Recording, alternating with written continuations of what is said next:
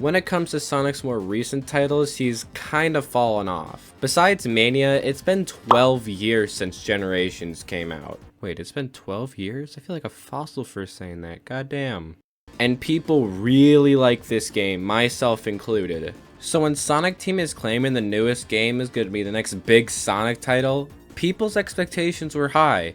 And if I'm being honest, it's alright. Going in, I really didn't have my expectations too high because I had a feeling this would happen, but I was still optimistic nonetheless. The first thing I want to talk about is the combat, and it's alright, but there are some things out of change, like for starters, removing this. Once when you get it, you don't need to try at all. You just spam the attack button and you're done. But Ethan, you know you can just turn it off instead of play like a fucking retard. Bitch, this shouldn't even be a thing in the first place. The whole point is to remember the buttons to hit so you can use them at the right time. This completely eliminates that whole part of the game, and instead of constantly making decisions on what to use for each fight, you instead just hit the attack button and maybe use like one move and you're done. So yeah, fuck this one. Although I will say that what I think they have in place is simple but sweet. You have to do these Mortal Kombat button combos to do other attacks, which I think in a game like this works pretty well. Although I wish the combat had more moves. Not a whole lot, maybe 2 or 3 would be perfect, so when you get to the final island, you still have stuff to learn. The primary thing you'll be fighting is these guardians that are essentially mini bosses, and they're pretty alright to fight. You're meant to fight them for Pearl Gears to get into cyberspace levels. As for the actual boss fights, they were pretty good. These boss fights are pretty flashy, but each one feels different from the last. And the songs that played during these fights made me cream they were that good. If there's one thing that Sonic Team knows how to make, is some goddamn bangers. The next thing I'll talk about is the islands themselves, and they're pretty fun to run around with these little sections where you do some of the normal Sonic stuff like rail grinding, pumping on some balloons, do some light dashing, along with these challenges you can do to open up more of the map. These were a nice pace breaker instead of always finding memory tokens to progress the story, but I do wish these little sections blended in with the environment. It would add a lot more immersion.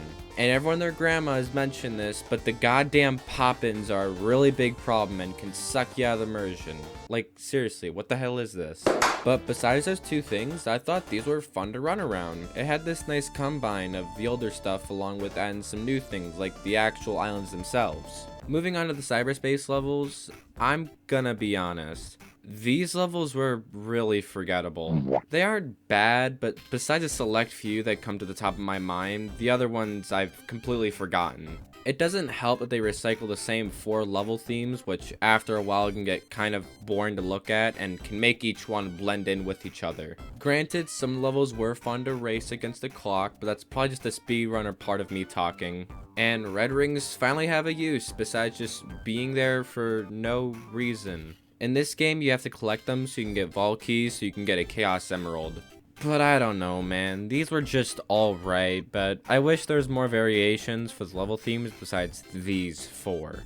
I'm not a Green Hill hater by any means, or any of the others for that matter, but after seeing it in so many Sonic games, I'm kinda done with it. The concept is simple but nice by itself, but after seeing it in so many Sonic games, it's really tiring to see. So to wrap up, do I think this game lives up to the expectation?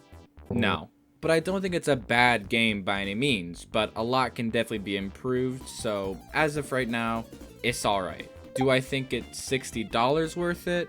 No. But I hope that it's a step in the right direction to some other game that is much better, but we can only hope until then. Now, if you'll excuse me, I'm gonna play the best game ever. Sonic Forces, baby. Hell yeah, I love this game. This is the best game in the series, right next to the classics, Burnout Adventure, Sonic 3, even Mania don't even compare to this game. Happy New Year.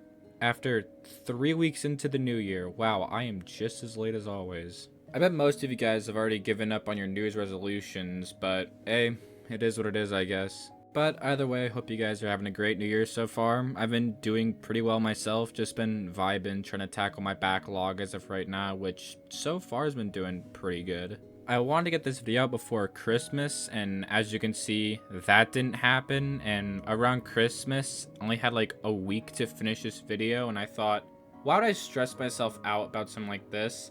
It's a YouTube video of me complaining about a Sonic game. Who the fuck cares? So I decided to spend time with friends and family until the new year hit. And when it did, I worked my ass off on this video trying to get it out, and I managed to get it done within like a couple weeks, which is pretty nuts. But something I want to say, and I swear this is the last time I'll mention this, but when I made that goal of getting a video out once a month, I've realized that it just isn't possible. I want to be more quality over quantity, and if that means it takes me around 2 months to upload, then so be it, I guess. I'm still gonna try once a month, but if I can't, then oh well, who cares. I'm working on these videos entirely by myself, which isn't me complaining. I like the freedom of being able to make these videos any way I want, how I want. It's great. If I don't feel like working on a video for a day or two, then that's fine. I shouldn't beat myself up for it, and trust me, I have been a lot. So yeah, once again, that's the last time I'll mention this because I'm sick and tired of talking about it, and I'm sure you're just as tired of hearing it. Also, there are clips that I use that aren't mine. If the original creators want me to change the gameplay so their segment isn't there, just let me know and I'll make the change. All of the credit and where I use them specifically will be in the description below in case you're curious. Alright, that's all I have to say. Thanks for watching and have a good day.